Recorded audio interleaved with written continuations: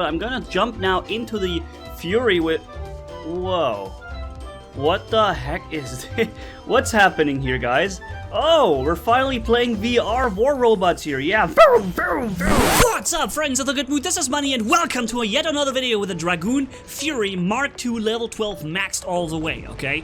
And why? This video is different because I already made a video where I had 2.3 million damage achieved with this setup right here on Canyon. If you haven't yet seen it, upper right button, there is a link for you in this little eye. It leads you directly to this video. It's really worth looking. 2.3 million damage just done with this one bot, right? But the purpose of this video here is a different one because I think on certain maps there are certain key locations where certain setups are going to run exceptionally well. They will be so dominant in holding and locking out, like lock the entire area out, up. And this is one of these places. And of course, since this is a mirrored map, with like a line in the middle that mirrors everything, you can do the exact same thing here on both sides. It doesn't matter on which side you start on this map, you have this exact same ramp to walk up here on both sides. And when you have 600 meters range with Dragoon Fury, and I'm not talking about maxed out, it doesn't have to be maxed out to make a big impact on the battlefield. When you take this spot right here, you're going to, in let's say 7 out of 10 cases, you're going to absolutely prevent the enemy from doing well on this map. Because they cannot go for the map that is, the beacon you see to the right. You have a good impact angle. Let's go back. You can see and fire at these, you can fire at this Lancelot right there. And there's a lot of enemies. Shock Train Bulgasaris always walk around this line over there. They are in range of you just by, I don't know, 50 meters. So you have 550 meters or so. You can hit them. The Shock Trains cannot hit you though. And very often you can just drop their shield or destroy them very quickly. You have a line of sight into here. If you take a look at this perspective, from here, you can fire into this position right here, through this thing. If you walk a little bit to the right, you can fire down this corridor right here where a lot of Haechis are always trying to use their dashes. You can fire even here. From here you can fire to the left side if they're trying to come for your base beacon here. You have a good window of 2-3 seconds to drop a full bot when they walk past this. You can have them here when they come up this ramp. No matter where they come, you have them everywhere. And this makes this spot so incredibly powerful, guys. This Rhino right there is absolutely destroyed, and this beacon here, they have no hope of ever getting it, because if they come down this line here, and you get in trouble, all you have to do is walk back the ramp, and then you can walk back up the ramp and only have your 3 weapons sticking out. Look, there's a full RDB Griffin coming in, and before he even knows what's happening there, he's fully destroyed. This Lancelot right there, one shot, loses 30% health for 25 because he had already had his physical shield drop. And this ramp right here, the Fury has this advantage of having the weapons mounted very high up. See this guy right there? This is what I mean. This is where the Dragoon would be. In the Shock Train Bulgasari or Shock Train Haechis. This is where they would be, right? On this. Exactly there. 570 meter range out of their weapons range, and you can absolutely bypass energy shields and whoop them so fast they don't even know what happened. They don't even know what hit them. So, and having the corridor at the same time, it just makes this position so good. They can't move up to you here, because if they do, they have to really enter this line with no cover whatsoever. And they're just not going to do this. They're going to retreat back into behind their mountain right there and play it safe. See this Haechi coming up? He was lucky. He dashed exactly in the right moments every time, so I only hit him once. But normally they don't get to be that lucky, dude. He did a really good job there, and was a little bit of lucky as well. See, and the whole corridor is also protected by you. Now, if we could find a similar important spot to the left, maybe having the same bot sit on the sniper spot on your home beacon to the left, then you have the entire map locked up. From both perspectives, you can fire into the center area, right? They can't get the center beacon. You only capture it once. They will never be able to get it back. And from this, you have all the 3 beacons. You have 3 out of 5 beacons. You're gonna win. Boom. Easy peasy win. No chance for them to do anything. And you know, that's why I think making an additional video with this bot here was worth it, because there are key elements and key spots, and on Dead City, this is definitely one of them. If you have this bot, even without maxed out, try to go for this position. You're going to have absolute insanely good rounds here. And the enemy is just going to be absolutely desperate to try to get you down in some way. They have to kind of station a Trebuchet Fury somewhere to try to get to you. Basically, they have to walk a Trebuchet Fury here on the opposite side, right? The side where the enemy team has the same ramp. This is where they have to station like a Gecko with Pattern Gecko, Trebuchet Fury, something like this, in order to counter you. But they have to actively do some crazy stuff just to get you down. And if they don't have that at their hands, then, you know, that's it. That's GG. You have the round won. And that's why I think War Robot's still a very tactical game, very strategic game. In many situations, you're gonna end up performing much better than your enemies if you just do the right thing at the right time. Yeah, I wanted to kill him. He already got destroyed before I even shot. Because, you know, you could also argue that, yeah, your team is pretty strong now. Yes, my team appears very strong, but keep in mind that the enemy team is just so dominated by this position and this bot right here that my team, you know, ends up being strong no matter what from this cover they have right now. The DPS and the damage per second, or DPM if you will, as a constant for the entire round, is so high also on the Dragoon with its 600 meters range. I still believe that the weapon overperforms. I still believe that it should probably receive a little nerf, minus 15% or something. I think it does too well. But at the same time, I'm so glad that finally Haechi's and Bulgasaris are no longer dominating everything and nothing can stop them, right? Finally, there's something that can actually put a dent into them and fire back, right? Even force them to do something because you outrange them now, and that's pretty good. Ah, he was at 600 meters, 605 meter range. Did you see that? This shot almost hit him. And this guy's coming in, boom, boom, half the Griffin down. Half a Griffin killed in 1 second or 1.5. Absolute insanity. And yeah, we have the middle beacon because there's no way for them to ever get that. And I'm just saying here, I believe that if we weren't here at this spot, the outcome in this match would have looked a lot different. There is an Inquisitor right there, and I don't think he's gonna allow me to get into 600 meters range because he wants to. This way, I would force him. Oh, actually, you know what? I am in range, but now I forced him into a jump. If he hadn't stealth jumped now, he would have basically lost half his bot, right? So that's what you also do against Spectres, against Inquisitors, especially on Springfield, Yamantau, on Canyon. If you see a Spectre or an Inquisitor, just fire at him once or twice, because he will activate his stealth jump right away. He has no other choice. If he doesn't, he's gonna lose his entire bot immediately. So you force them into a stealth jump that will not benefit them at all because they are out of range of their brawling weapons. Even if they do jump towards you, they're too far away to use their weapons, right? And they have used their very important stealth jump.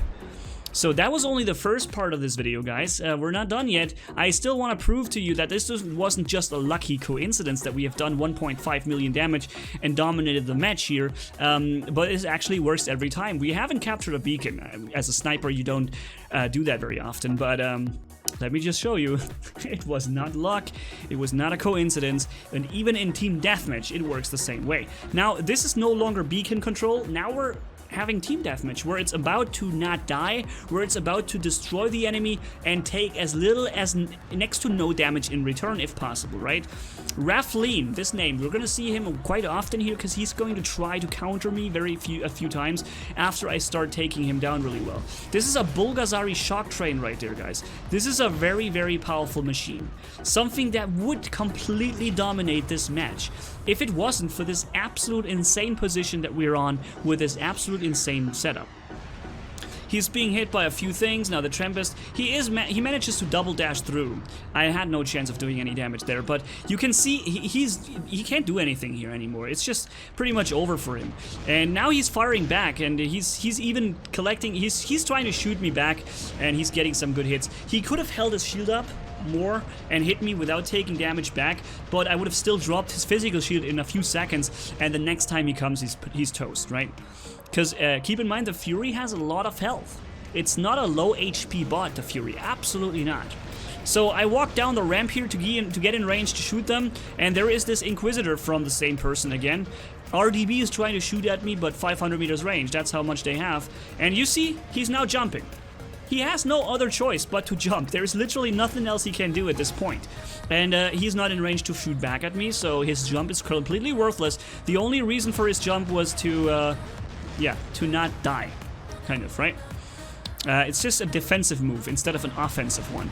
Now, of course, he's gonna try to do the same thing again. I could have hit him. I'm trying to shoot him once during this, when he's doing his flyby through my aiming, but many people are having him inside, so we're getting no problem there. I could have and should have probably focused him first, but I saw that the RDB Griffin was a big danger to me. Now look, this is what I've told you in the beginning. To the left, the enemy is pushing through. Alright, I'm gonna do this first. Now I'm already through the physical shield. See that? Next, from now on, he's gonna take full damage no matter what, no matter who shoots him. In this case, it was Orkin, so it wasn't worth it this time, but you never know. So breaking the physical shield already early, if you have a chance, is definitely a good thing. This Haechi, boom, half the Haechi dead. And that's what I'm trying to say here. To the left, the enemies will now be pushing through. And you can see me doing some good snapshots there. See that? They are coming to my left. And even there, you can still help. I'm unlucky here that this guy has a dash ready, right? Very often they already use their dash, or they don't have a dash spot, and they take like 3 hits and are almost completely destroyed. In this case, it was a dash, and this other guy also dashed through. As if they know exactly that I'm aiming in there, but nobody pays attention to this spot when you go through there. Nobody does that. We have a Scourge Haechi coming up, the same Rafflean dude from before, and he wants me killed. Like, because I'm just the 3rd time or 4th time I'm heavily working towards his destruction right there. This Komiho almost destroyed. He can only try to walk behind the cover there. He thought he has me in a good position. He thought he can just get some good damage in, but no way. You have a line of sight with everybody on this entire map. Rafflean destroyed again, and I'm not sure if he even has anything further to spawn in. I think that's it. That was probably the last one. And here we have Diaconia trying to get me here, because it would be an important kill to finally get rid of this spot here on this very important position. That's why he tried that. It was a smart move. I would have tried the same thing. He really did a good job there. It's just that this spot, I reacted very quickly with it, and I had him in line of sight quite fast, and there was little he can do. See, and if you are in trouble, you just walk down the ramp. Boop, that's it. Problem solved. In this case, I do want to try to counter shoot back. I also still have a weapon located to my very far left, so I do have a chance to hit him, and I did. If my left Dragoon would have been destroyed, I wouldn't have tried that, because it wouldn't have worked. So I think we have a Tempest Fury there. Yep. I can't hit him no more because he's out of my range, and he has 800 meters range now. But thankfully I have this amazing Natasha Mollard Tempest right next to me, who can do a lot of damage to him at the distance and use the ridgeline or the ramp to his advantage. I only have 2 of these weapons left, still trying to do some good stuff with it, and I don't think we're done yet. We still have something to do here. All we need is the enemy to enter 600 meters range. That's literally all we need now. This Inquisitor maybe? I'm getting this Bulgasari with, I don't know what it is. He's looking the other way now, but he will eventually be trying to shoot me, and then is a good chance for me to bring him down, hopefully. We're gonna see. And where the other 2 enemies are... Oh, I didn't expect that. I didn't remember that this was gonna happen here. But yeah, so... Super powerful bot. Look at this Raijin. He's pointing the other way with his shield, and with 3 or 4 shots, I dropped almost the entire Raijin there. You know how much health this thing has? It's absolutely insane. It's so crazy. There was another, that was a different time when I played on the same position. This time it was, I think, Beacon Rush again. And see, they were trying to jump onto the middle spot there, but no way. The Trident Fury saves his butt and gets behind the cover there, because it's more important to safely get behind cover than shooting 1 or 2 rockets back. Because even all those 3, even every single rocket, which is much harder to handle, doesn't do as much damage as a Dragoon. And I'm purposely choosing this moment also to show you, because look, there, over to the other side, is on the same spot an enemy. And this allows me to calculate the range over to their spot. It's 818 meters right now. If both players would stand on the very edge at 800 meters range, they could hit each other. But he has 800 meters range with his Tempest and Molot, so see, his shots disappear right in front of me. He cannot hit me because he only has 800 meters range. And that was very helpful for me to see, because now I know at which range the enemy can counter you back from the other side. So that on the test server, they're experimenting with Kang Day and Nashorn having only 800 meters range now, or 600 or 800. So knowing that now means that you can, even with a Kang Day, not snipe back at this guy right here. So definitely a powerful thing to run, right?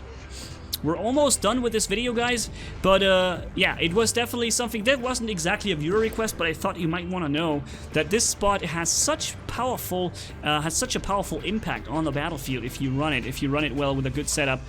And believe me one thing, guys, you really don't need to have these things Mark II level 12 to work well. Even at, I think, level 10 Mark I, they would still absolutely be destroying enemies very good. Of course you have some damage missing, but it's still, you see, it's so much more damage than we need here.